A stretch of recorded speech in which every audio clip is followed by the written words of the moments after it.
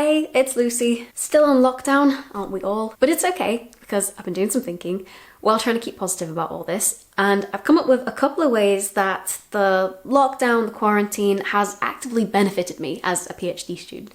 And not just as a PhD student, but as a human being too. There are some upsides to this, and I really hope that when this is all over, we'll hold on to them. And this video is really for me, and as well as I hope for other PhD students to remind me that there's some light in this. It's not all darkness, and I hope other people will get that too. And I'm not naive. I know I could just as easily make a video on all the ways coronavirus has messed up my plans, because it has, and it's messed up everyone else's plans, but this is me trying to be positive, and I think that's really important right now for everybody. So here goes. Here's some reasons why the lockdown specifically for we PhD students might not be so bad. Reason number one, as a fourth year in full write-up mode, I have no temptation and no means to cram in any more experiments or get any more data. As I'm writing up, I'm thinking, this experiment really flopped, this isn't the pattern I was expecting. I'm thinking, if I tried this experiment at 75 degrees, not 25, I'm betting something interesting would happen. But no,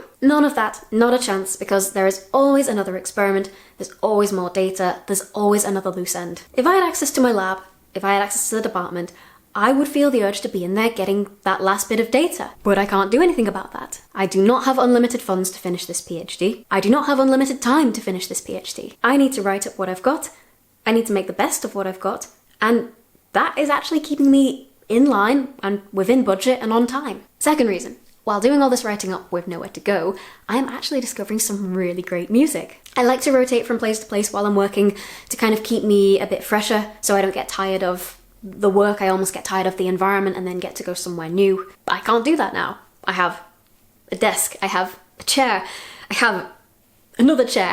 How I've dealt with that is I finally caved and got Apple Music. This is not a paid endorsement, though Apple, please note, I'm open for business.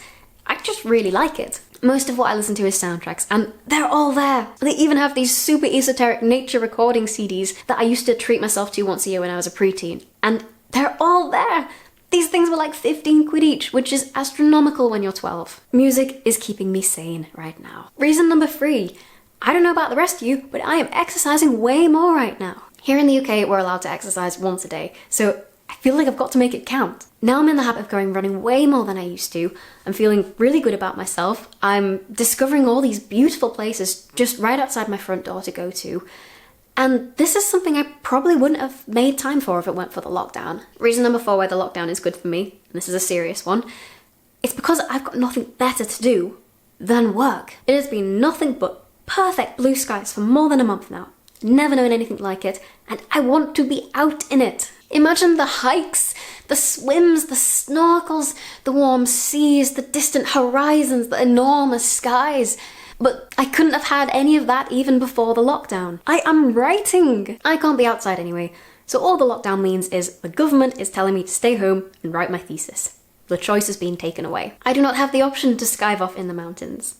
I do, however, have the option to skive off in my room, and that would be stupid. We're stuck inside anyway, and now the rest of the world has to join us. And lastly, my final good thing about the lockdown is that I've started clearing up deliberate, clear-cut free time of an evening. With working very intentionally throughout the day, with sticking very rigidly to working hours, I found I really feel like I've earned that time off in the evening. Before all this, there was less of a distinction. It would be, okay, now we'll stop lab work, but let's carry on writing in the evening, or let's stop writing, but let's make a few graphs. I mean, it's stupid that I didn't have that before. It's a side effect of the overwork culture in academia that I've been trying to work at. I suppose maybe now that I'm isolated on my own, I can feel less of that pressure from that culture.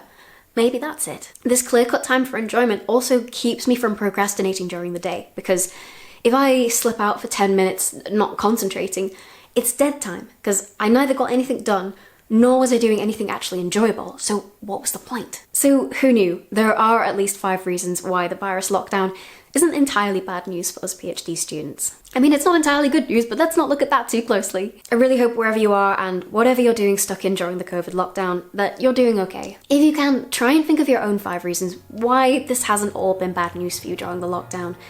Tell me in the comments, tell me on Twitter, tell your friends and try and get them to do it too. Even if you know you're kidding yourself a little, that's all part of it.